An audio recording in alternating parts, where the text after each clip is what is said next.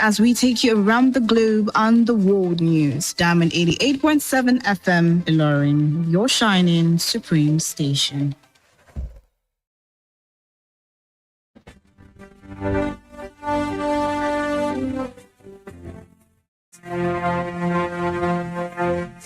From the news desk of Diamond 88.7 FM, Ilorin, this is news around the world.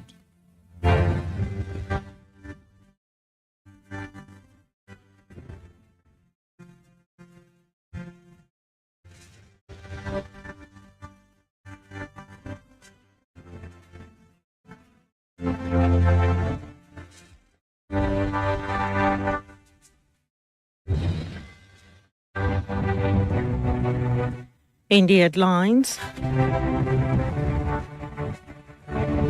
Kwara governor hails $35 million Chinese investments as project takeoff.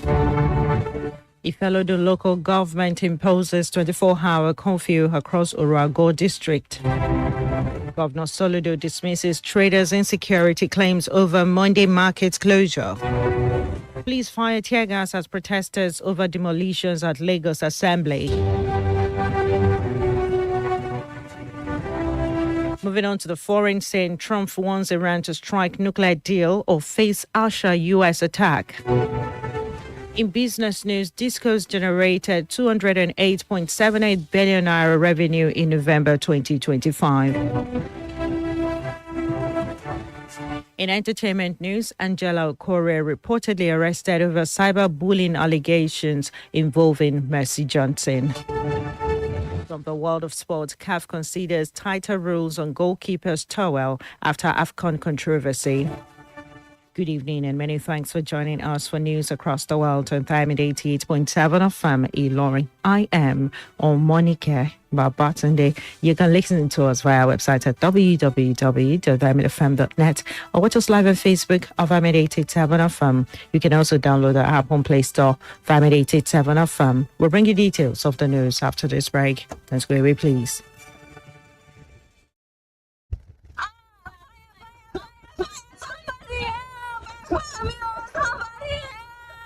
We've all heard about home fires taking lives and destroying all that a family owns. These tragedies are reminders for us to double-check for fire safety.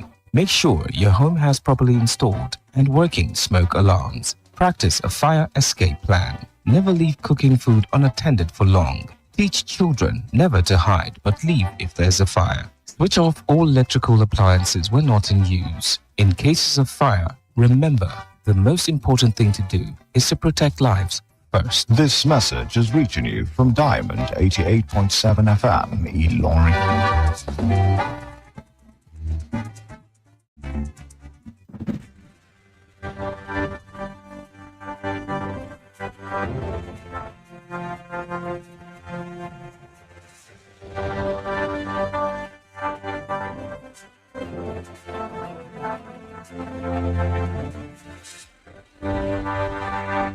You're welcome back from that short break. Now the news in detail.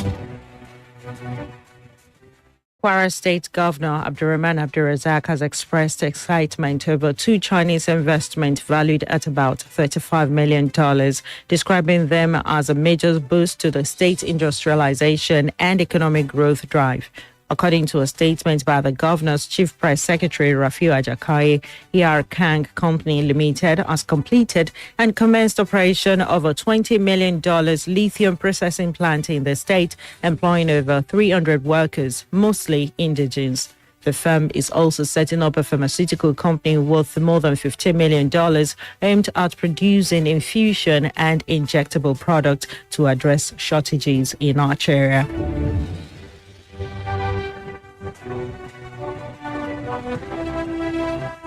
The Ifelodun local government area has imposed a 24-hour curfew across the entire Urago district as part of measures to enhance security and protect lives and property in the area. The curfew, announced by the council chairman Haji Abdurrashid Femi Yusuf, takes effect from 6 a.m. on Wednesday, January 28, 2026, and is aimed at supporting ongoing security clearance operations to dislodge criminal elements. According to a statement issued by the Chief Press Secretary to the Chairman, Abdul Quadri Jimba, all human and vehicular movement within the district is prohibited during the period, adding that further updates will be communicated as the situation is reviewed. Similarly, the Edo Local Government Council Chairman Honorable Abdullahi Bello has declared a 24-hour curfew in Bubu community, including the popular Bubu market. The curfew took effect from 6 p.m. on Tuesday, January 27, 2026. A statement released by the Edo Local Government Area Council Media Team and Communications Strategic Unit explained that the decision was taken to safeguard lives and property as security forces continue to operations in areas of interest within the community.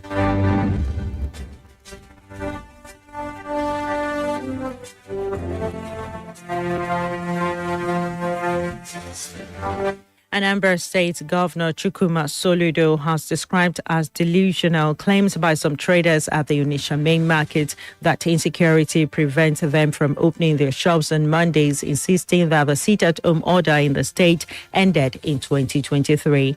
He said continued closure of shops amounts to economic sabotage, noting that the market is heavily secured with over 150 security personnel. The governor on Monday ordered the closure of Onitsha main market for 1 week over traders' compliance with a one-day sit-at-home, warning that the shutdown could be extended if the situation persists. However, some traders expressed lingering safety concerns, arguing that security is inadequate along routes leading to the market on Monday. A trader, Gibson Okafor, said the absence of transport services and bank operations alongside fear of attack on access roads has made it difficult for traders to resume full business activities despite assurances from the state government.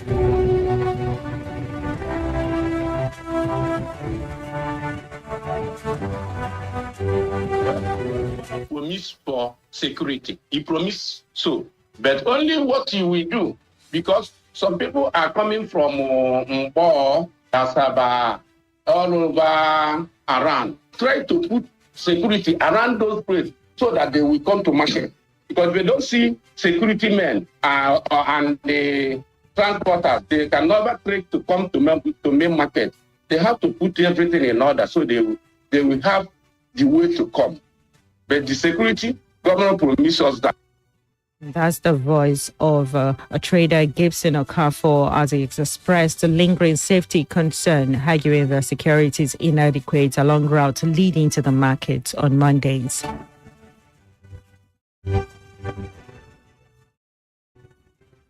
Operatives of the Lagos State Police Command on Wednesday fired tear gas at residents protesting ongoing demolitions in several communities across the state at the Lagos State House of Assembly complex. The protesters, drawn from Akoko, Owode Onire, Oworonshoki, Otumara, and Babaijora, accused the state government of carrying out demolition exercises without adequate consultation, compensation, or resettlement plans. They had marched from the Ikeja underbridge to the Assembly complex, carrying placards calling for justice and an end to the demolitions. Police barricaded the entrance to the Assembly complex, citing security concerns, but tension escalated when protesters insisted on gaining access to the protest podium. Despite efforts by lawmakers to address them, the demonstrators rejected the engagement, leading to the dispersal of the crowd with tear gas.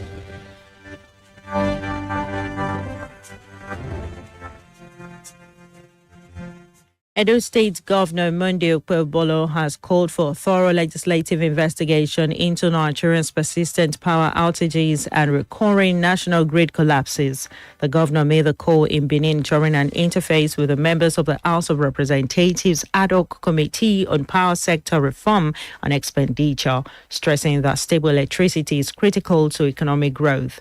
Represented by his deputy, Dennis Idausa, Okpebolo said the repeated grid failure must be properly examined to ensure lasting solution, noting that reliable power supply will significantly boost Nigeria's development. He commended the lawmakers for their oversight effort and service to the nation, urging them to get to the root of the sector's challenges.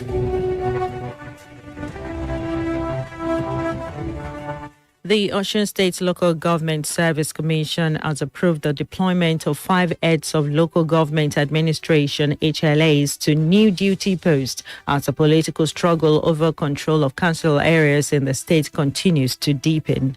The redeployment, contained in a letter dated January 26, 2026 and signed by the Commission's Permanent Secretary Mudashiru Oyedeji, involves the movement of senior officers from local council development authorities to main local government councils. One of the affected councils is Borikwe Local Government, the home council of former Governor Adigboyega Oyetola.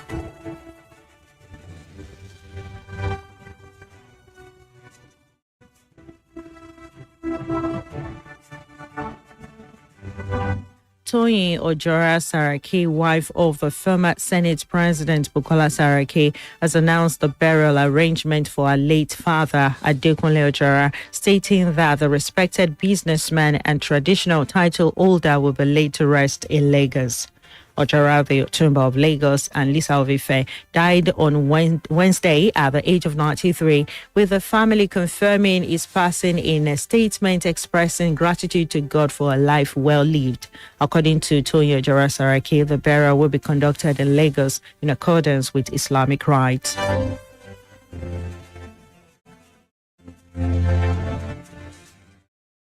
The news across the world is reaching you from Vitamin 88.7 FM in Ilorin. We'll go on a break now, and when we return, we'll bring you foreign, entertainment, and sport news. Do stay with us. Follow us on social media, Facebook, Twitter, and Instagram at Diamond 887 FM. Diamond FM, shining supreme.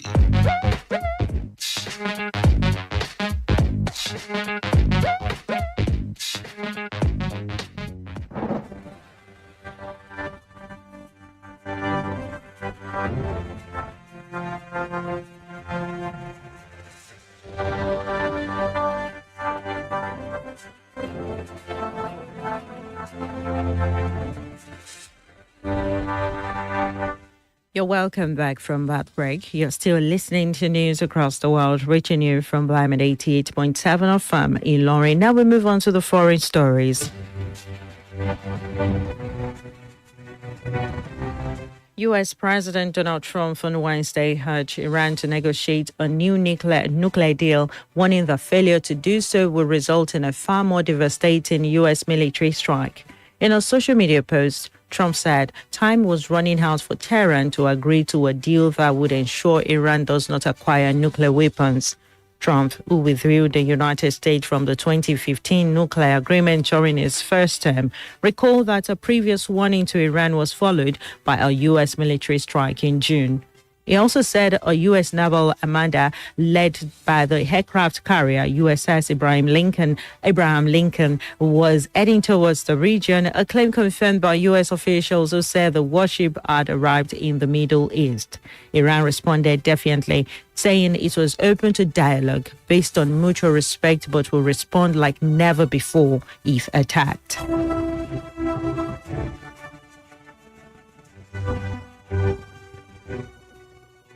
Still on the foreign scene, Rwanda has filed an arbitration case against the United Kingdom, claiming it is owed over $130 million following the cancellation of a controversial asylum scheme.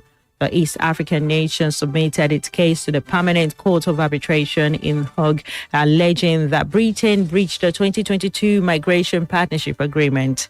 Under the deal, the UK would pay Rwanda to accept asylum seekers and irregular migrants arriving in Britain. The plan, introduced under the Conservative government, was scrapped by Prime Minister Keir Starmer in 2024. Rwanda claimed that financial terms for terminating the treaty were never agreed, but Britain also failed to fulfill commitment to resettle vulnerable refugees already in Rwanda.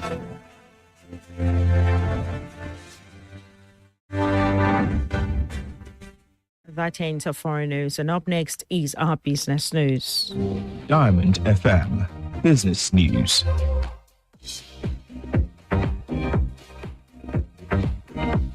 In our business update today, The Nigerian Electricity Regulatory Commission (NERC) has disclosed that power distribution companies DISCOs generated 208.78 billion naira in revenue in November 2025, representing a 1.01% decline from the 210.92 billion naira recorded in October. According to NERC's DISCO's commercial performance fact sheet for November, the revenue was realized from customer bills totaling 269.43 billion naira, reflecting a 5.58% increase compared to the 255.19 billion naira billed in October. However, collection efficiency dropped to 77.49% in November from 82.66% in the previous month. That into business news, and up next is Diamond FM Entertainment News.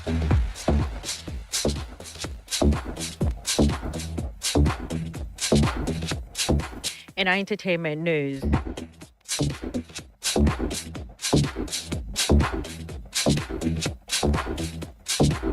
Nollywood actress Angela Corey has reportedly been arrested for cyberbullying her colleague Mercy Johnson at her Lagos residence on Tuesday, January 27, 2026. The arrest was carried out by operatives of the Nigerian Police Force Cybercrime Center, Abuja. It was revealed that Corey spent the night at Yaba Panchi Police Station before being flown to Abuja early on Wednesday morning to face court proceedings related to the cybercrime case.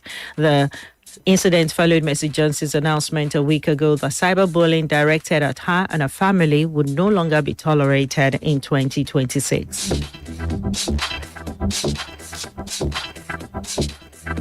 That ends our entertainment news. Up next is our sport news. Diamond FM Sports News.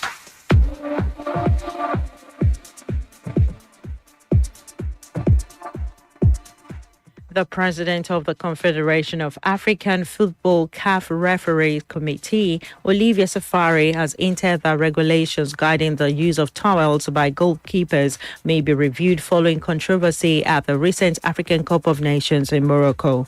The issue came to light during Nigeria's semi-final against host Morocco when Super Eagles goalkeeper Stanley Wabali was repeatedly distracted as officials interfered with his towels.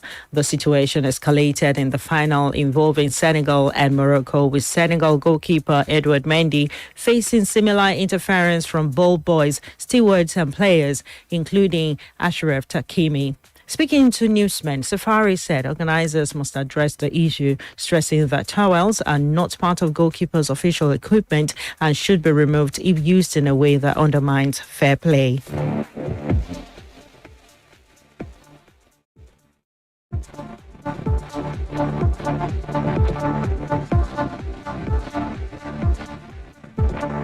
Still from the exciting world of sports.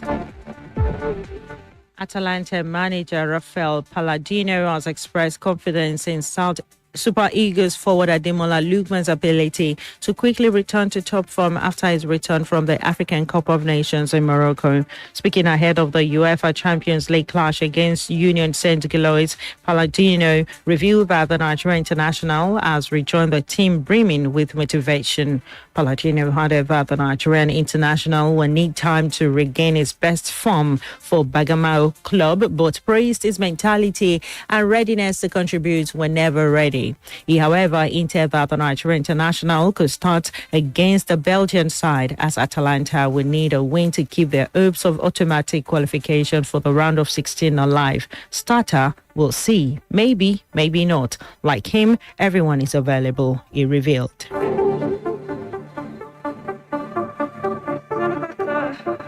And that's it from the exciting world of sport.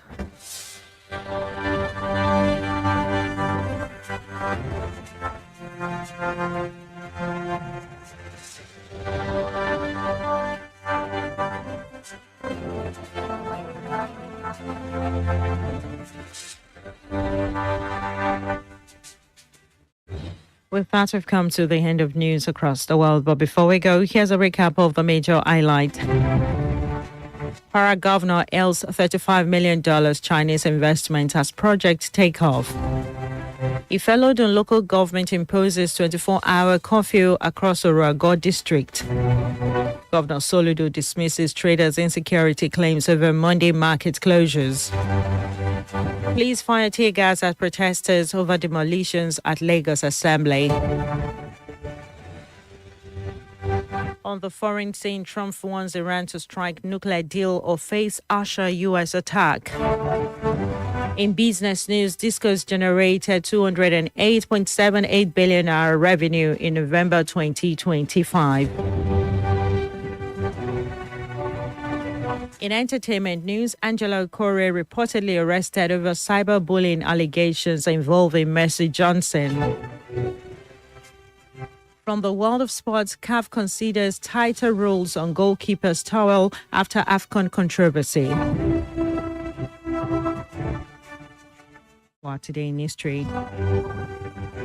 Did you know that on this day in 1935, Iceland became the first Western country to legalize abortion? Now you know. For news coverage or information about happenings around you, kindly contact them at the firm newsroom number on 091 6062 7526. The news was compiled and edited by Adeyemi Adewale, and I am OMONIKE. BABATUNDE. Thank you for listening to your Shining Supreme station, and please stand by for the news in Yoruba language. Good evening. We're up to date